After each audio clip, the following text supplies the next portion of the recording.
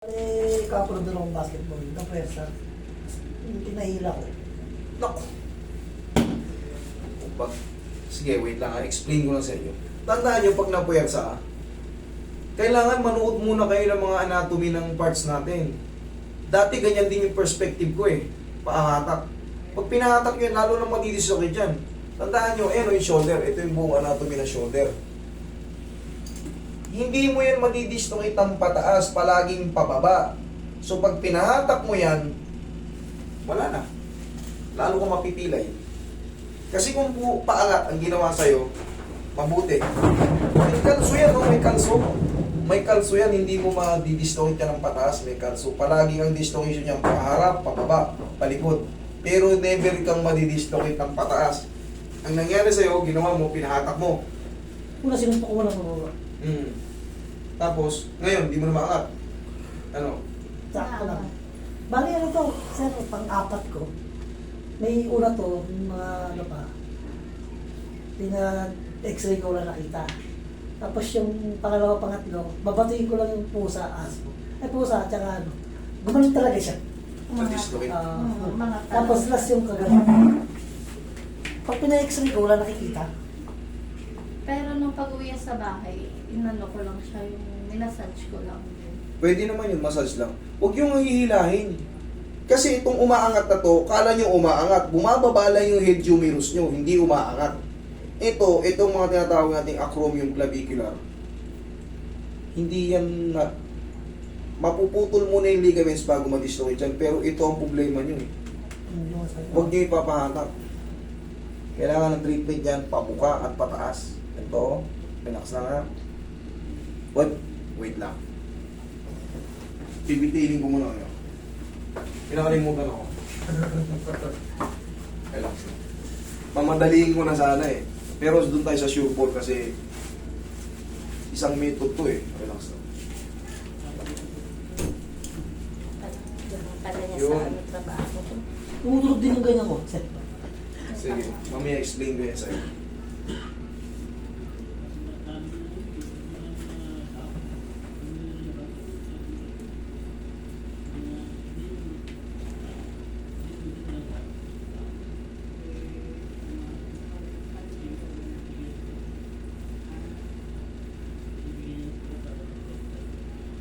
Kahapon lang to.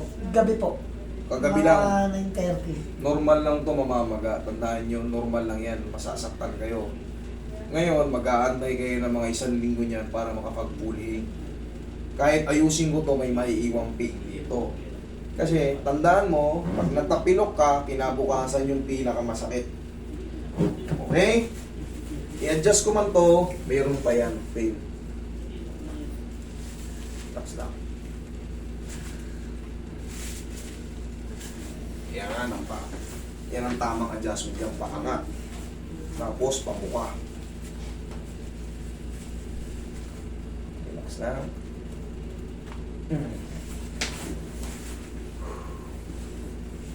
Kabila.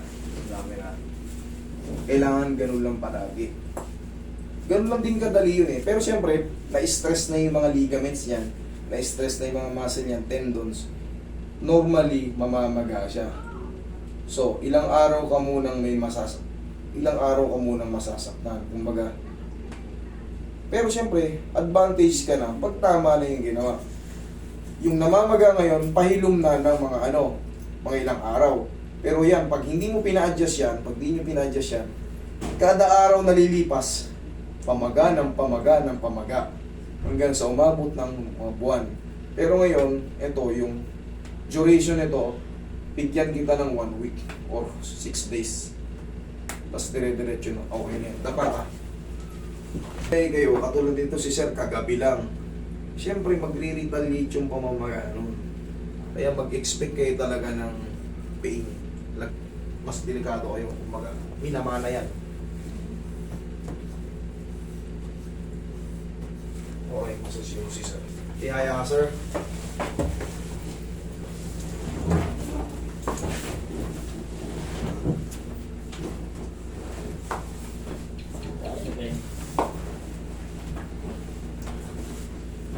Lagay sa tiyan yung kamay, sir. Yan. Sa susunod, huwag mo nang papahatak ha. Paangat mo. Mali yun. Kasi dati ganun din ako eh. Nung wala pa akong knowledge. Pero ngayon, inhale, exhale. Pinaka-the best niyan, paangat. Paangat, tapos papusin nyo lang ang pao. Pero huwag kayong umasa na hindi mamamaga. Lahat po ng mga pagkapilay natin, automatic kinabukasan. Mag-re-retaliate siya, mamamaga siya. Wala kayong takas. Napilay ka, nag-shift yung paa mo sa court, naayos na. Kahit naayos na yun, siyempre, yung mga ligaments, nabigla eh, na-strain, automatic, mamamaga. Okay? Upo. Ang exercise lang ito is round. Round, round, round. Round. Kaya naman? Okay, ganun lang. Wait lang.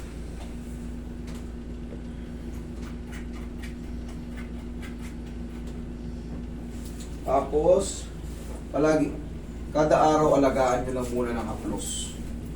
Yun lang. Wala na kayo pang gagawin din kundi mag-wait lang ng paghilom ng swelling. Tapos, wala na. Hindi naman na siya dislocate. Hindi naman siya malalim yung pagkakaano. Ito lang ang kinakapa dyan, itong bilog na to, tsaka itong kantuhan na to. Pag yan naglayo, eh wala na. Dislocate siya. Pero so far naman, okay naman. Nasa tamang position naman. Tsaka malalaman mo pag dislocate. Pag pinindot ko tong supungan na to, sisigaw ka. Kapag ginanyan ko yan. Yung pinakaganito na. O yun sa pinaka-joint. Makakapam. Okay? Wala kang ibang gagawin kundi mag-wait lang ng paghupa ng pamamaga. Okay? Thank you.